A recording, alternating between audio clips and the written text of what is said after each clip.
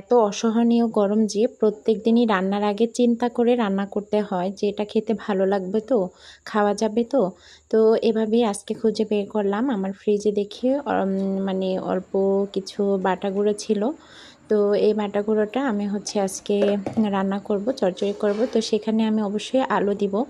আর আলুটাও ছিল, তরকারি কালার চেঞ্জ হওয়ার কারণটা আগেই বলে দিই। আলুটা ছিল আগের সেদ্ধ করা, মানে ভর্তার জন্য সেদ্ধ করেছিলাম, 2 দিন হয়ে গেছে, ফ্রিজে রেখে দিছি, খাওয়া হয়নি, তাই ভাবলাম এটার সাথে দিয়ে দিই। তো এখানে পেঁয়াজ কুচি, মরিচ কুচি, হলুদের গুঁড়া, মরিচের গুঁড়া, ধনিয়ার গুঁড়া, জিরার গুঁড়ো, আদা বাটা, রসুন বাটা সব কিছু আমি এখানে দিয়ে হাতে এটাকে ভালোভাবে মাখিয়ে নেব। আসলে মাখানো তরকারিটা আমার খেতে সব সময়ই ভালো লাগে। দিয়ে দিচ্ছি স্বাদ মতো লবণ।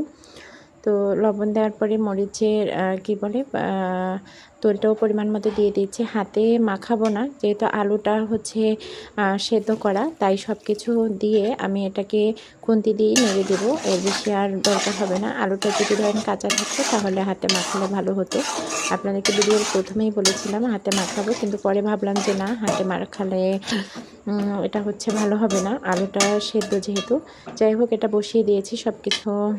এই দেখেন কালারটাও চেঞ্জ হয়ে আসছে, কিন্তু কালারটা লাইট হবে না, একটু ডিপই দেখাবে, কারণ যে আলু আগের সেদ্ধ করা ছিল।